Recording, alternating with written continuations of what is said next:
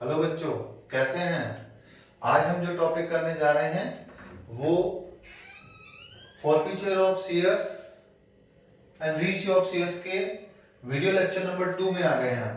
आज हम इसी को कंटिन्यूएशन में आगे टॉपिक पढ़ेंगे कि प्रीमियम पे अगर कोई शेयर्स इश्यू हो और उसको फॉरफीचर किया जाए तो उस केस में आपको फॉरफीचर की और रेशियो की एंट्री क्या होगी।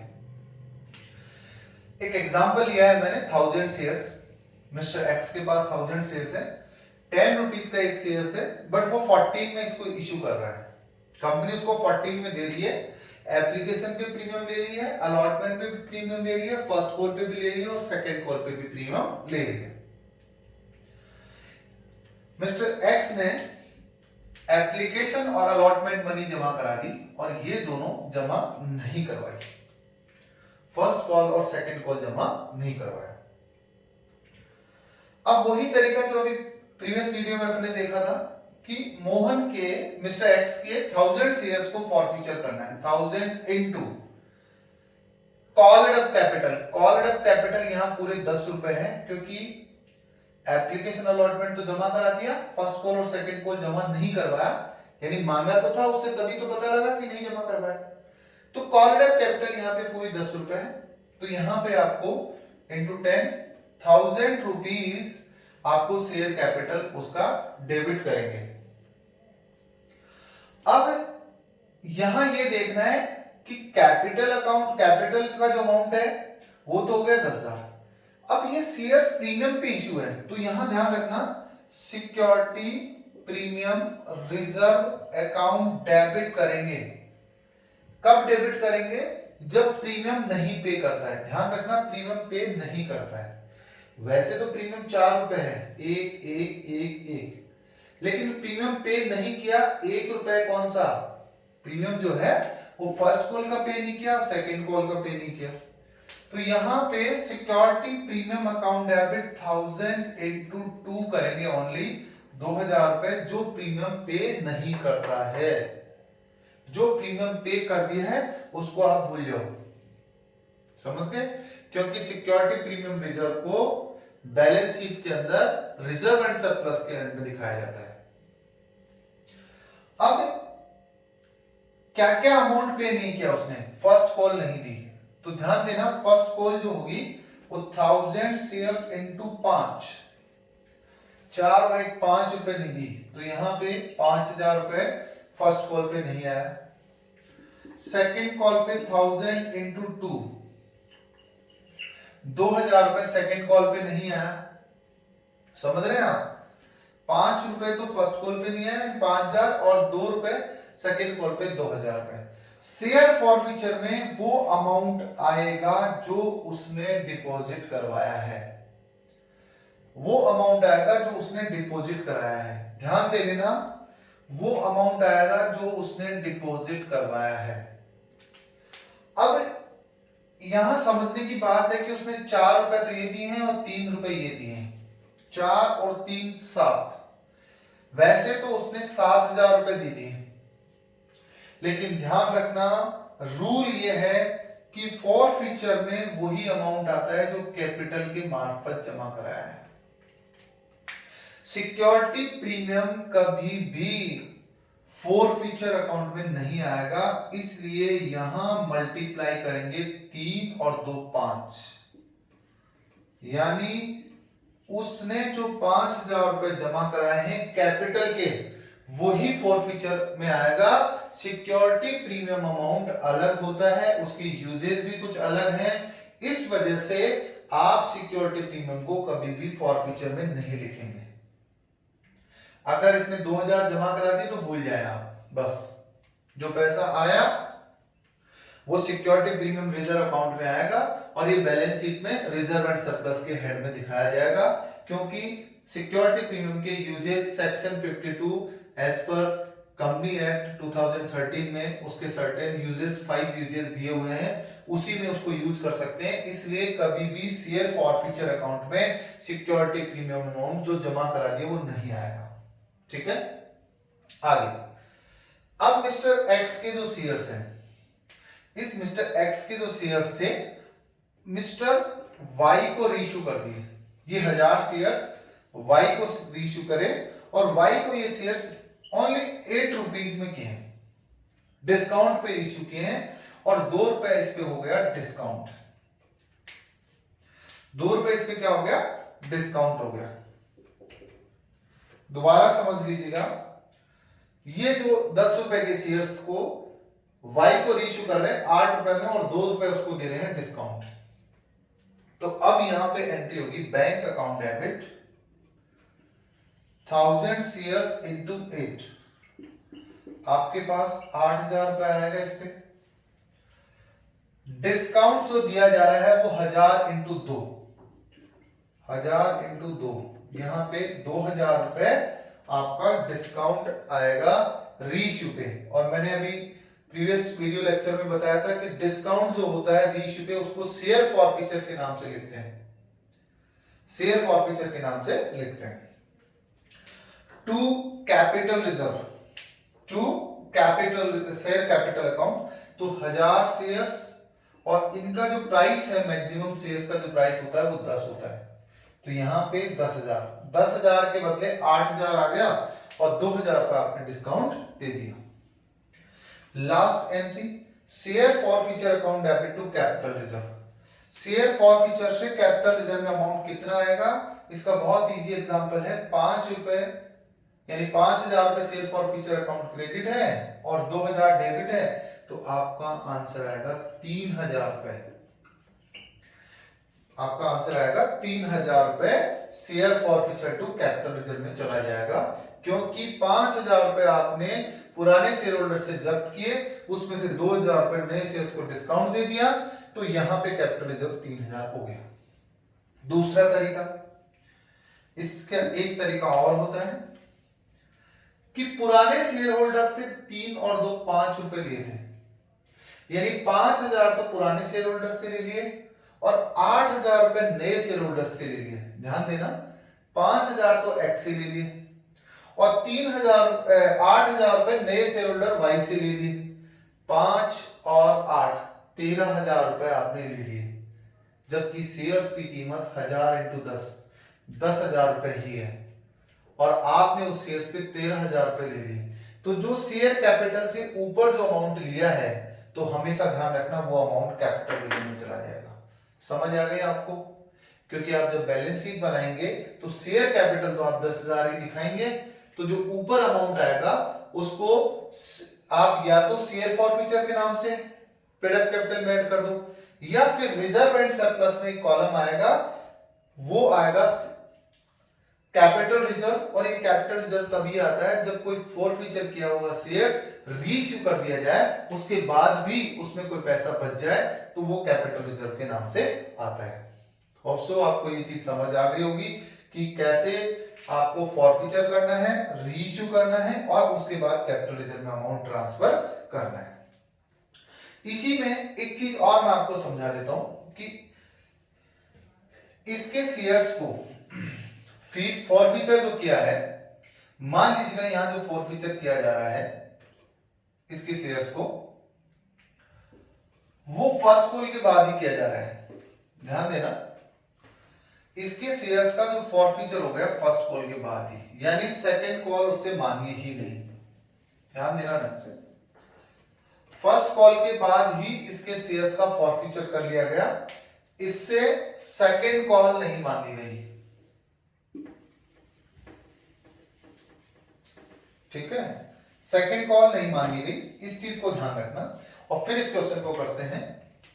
तो अभी तक 3 और 2 5 और 4 9 रुपए मांग लिए, प्रीमियम 3 रुपए। ठीक है, इस तरह इस शेयर्स पे अभी तक 9 रुपए मांगे हैं, सेकंड कॉल नहीं की गई, उससे पहले ही इसके शेयर्स को फॉरफीचर कर लिया गया। अब आपको यहां पे एंट्री करनी पड़ेगी शेयर्स कैपिटल अकाउंट डेबिट। अब ध्यान देना, शेयर कैपिटल 1000 इनटू यहां पे 3 2 5 4 9 आएगा, यानी कॉल्ड अप आपका 9,000 है। समझ गए? वो सेकंड कॉल जो होता है वो 1 रुपए नहीं आएगा, क्योंकि उससे पहले उसको फॉरफीचर कर दिया। Security premium reserve account debit 1000 into premium नहीं आया, सिर्फ ये वाला, क्योंकि एप्लीकेशन और अलॉटमेंट तो पे कर दी। तो यहां पे 1000। शेयर फर्स्ट कॉल पे कितने रुपए नहीं दिए? 1000 इंटू 4 और 1 5, 5000 रुपए नहीं दिए उसने फर्स्ट कॉल। ध्यान रखना आपने सेकंड कॉल को काउंट ही नहीं किया तो नीचे सेकंड कॉल नहीं आएगा, सेकंड कॉल नहीं आएगा नीचे, आपने जब उसको काउंट ही नहीं किया।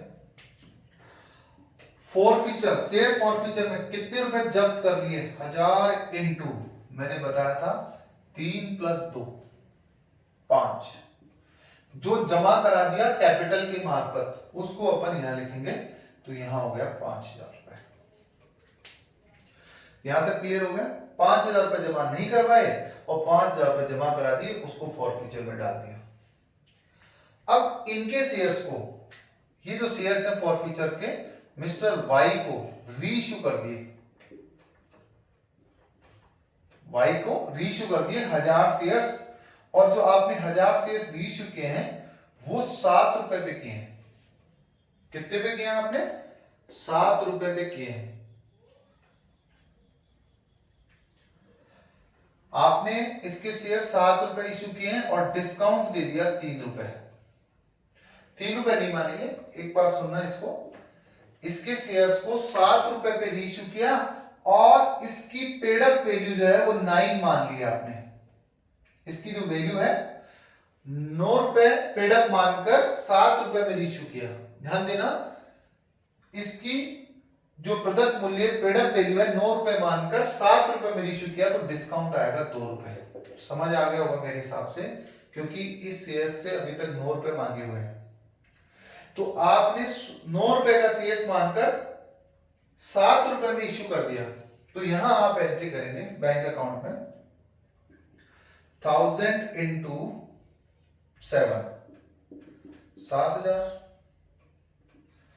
और शेयर फॉरफीचर में 1000 इंटू 2, 2000, और कैपिटल में 1000 इंटू, अभी तक 9 रुपए ही कॉल अप है इसका, तो कैपिटल में 1000 इंटू 9, यहां पे आपका अमाउंट आ गया 9000। ठीक है, तो अब share forfeiture to capital reserve करेंगे, तो शेयर फॉरफीचर में 5000 रुपए और डिस्काउंट में कितना हो गया? 2000 रुपए, तो ये अमाउंट आपका 3000 आएगा। और वैसे भी एक तरीका है, 3 और 2 5 रुपए जमा करवाए, 5 में से 2 रुपए डिस्काउंट दे दिए, तो 3 रुपए एक शेयर्स पे कमाए हैं आपने, तो 3 इंटू 1000 बराबर 3000 share forfeiture to capital reserve आएगा।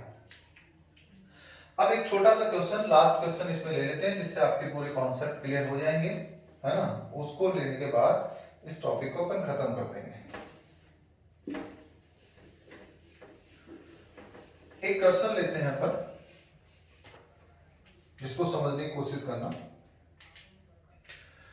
एप्लीकेशंस पे आपने 4 रुपए, अलॉटमेंट पे 3 रुपए, फर्स्ट कॉल पे 2 रुपए, सेकेंड कॉल पे 1 रुपए, 10 रुपए का शेयर है। मिस्टर ए, उसके पास 1000 शेयर्स है। एप्लीकेशन जमा करा दी और अलॉटमेंट जमा करा दिया, फर्स्ट कॉल और सेकंड कॉल जमा न कराने की वजह से उसके शेयर्स को फॉरफीचर कर लिया आपने। समझ आ रहा है? उसके शेयर्स को आपने क्या कर लिया? फॉरफीचर कर लिया। और इस मिस्टर ए के शेयर्स को, मिस्टर बी को रीइश्यू कर दिया, और रीइश्यू किया ना वो 8 रुपए पर शेयर्स किया, फुल्ली पेड अप मानकर। इसको फुल्ली पेड अप मानकर 8 रुपए पर शेयर्स पे बी को रीइश्यू कर दिया। तो जल्दी जल्दी एंट्री कर लेते हैं। Shares capital account debit, shares capital पूरे 10 रुपए मांग लिए 1000 शेयर्स पे, 1000 इंटू 10, 10,000 रुपए। सिक्योरिटी प्रीमियम डेबिट नहीं होगा क्योंकि प्रीमियम है ही नहीं। 2 shares first call 1000 into 2, ₹2000 first call पे नहीं आया। 2 शेयर्स सेकंड कॉल, आप इसको सेकंड एंड फाइनल कॉल भी लिख सकते हैं। सेकंड कॉल अकाउंट 1000 इंटू 1000 आपके सेकंड कॉल जो है वो जमा नहीं करवाई इसने। 2000 फर्स्ट कॉल और 1000 सेकंड कॉल नहीं जमा कराई। फॉरफीचर में 1000 इंटू जमा कितना करा दिया, 3 और 4 7, तो यहां ₹7000 आपका फॉरफीचर में आ जाएगा। आप चाहो तो यूं निकाल लो या 10,000 माइनस 3 बराबर 7,000। अब बी को रीइश्यू किए ₹8 पे शेयर्स, बी को आपने ₹8 पर शेयर्स रीइश्यू कर दिए, तो ध्यान देना 1000 शेयर्स इंटू 8, तो समझ गए आप ₹8,000 आपके पास आएंगे। फॉरफीचर 1000 इंटू ₹2 डिस्काउंट दे दिया आपने, ₹2000 आ जाएगा। और 10,000 इंटू ₹10 का शेयर से पूरा फुल्ली पेड अप मतलब ₹10 मानकर, तो 10,000 में से ₹8,000 आपको मिले और ₹2,000 डिस्काउंट दे दिया, है ना। तो इसमें कैपिटल रिजर्व कितना आएगा, तो ये तो बहुत इजी तरीका होता है कैपिटल रिजर्व निकालने का, क्योंकि शेयर्स 1000 थे, 1000 ही इश्यू किए, तो इसलिए आपको 7,000 में से 2,000 को क्या कर दो, माइनस कर दो। तो share forfeiture to capital reserve आप ऐसे 5,000 लिख सकते हो, या 5,000 आप दूसरे तरीके से कैसे लिख सकते हैं, 5,000 4 और 3 कितना होता है, ₹7 पुराने वाले ने जमा कराए और नए वाले ने ₹2 कम दिए, तो 7 में से ₹2 डिस्काउंट दे दिया, तो एक शेयर्स पे जो कमाई हुई है, बचत हुई है कंपनी के पास, वो ₹5 है। तो 5 इंटू 1000 शेयर्स इश्यू कर दिए, तो ₹5,000 कैपिटल रिजर्व में आ जाएगा। उम्मीद करते हैं कि आपको ये चीज समझ में आ गई होगी, ठीक है। अब हम चाह रहे हैं कि इस कॉन्सेप्ट में एक नया टॉपिक लाना, कि मान लो ये 1000 शेयर्स रीइश्यू न करके यहां पे 600 शेयर्स ही रीइश्यू करते। कितने शेयर्स रीइश्यू करते, 600। ध्यान देना ढंग से कि फॉरफीचर तो 1000 कर लिए मिस्टर ए के, बट रीइश्यू जो शेयर्स कर रहे हैं ना, वो आप कर रहे हो सिर्फ 600।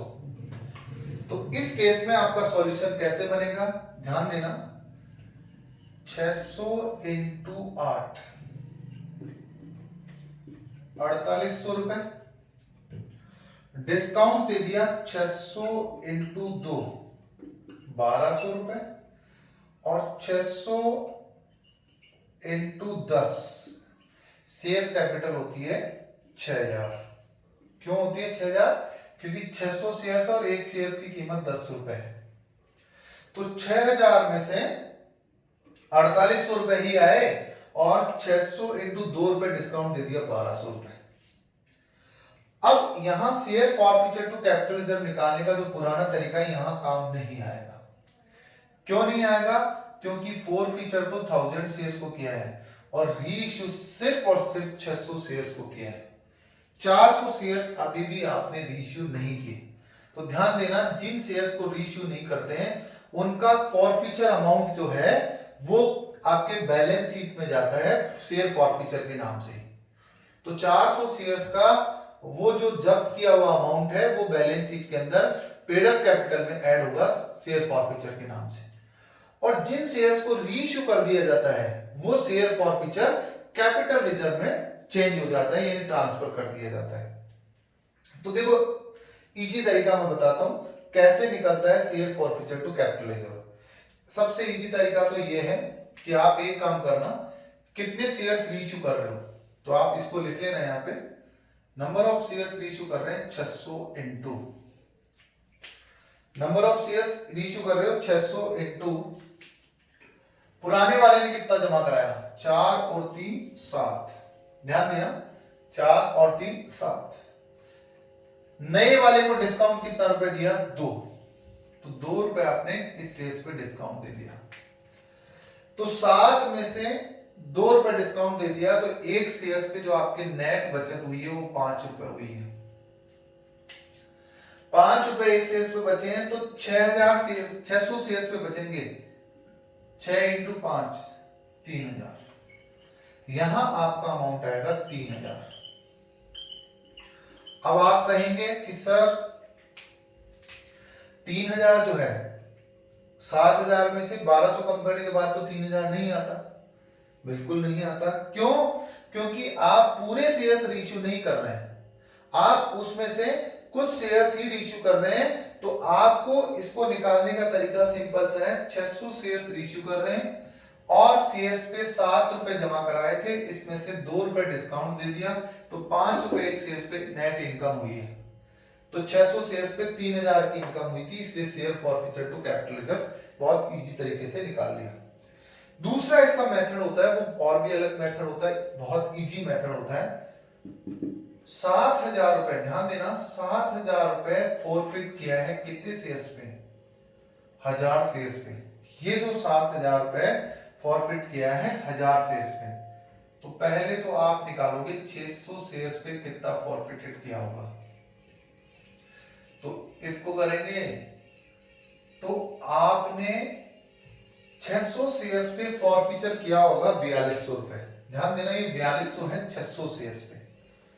इन 600 शेयर्स में आपने जो डिस्काउंट दिया है वो डिस्काउंट दिया है 1200। ध्यान देना, 1200।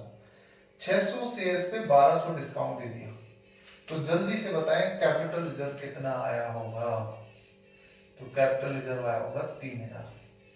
दोबारा से समझ लें, 7000 फॉरफीचर में पड़ा है, वो 1000 शेयर्स पे है, तो 600 शेयर्स पे कितना होगा? 4200 रुपए आप डिस्काउंट दे सकते हैं।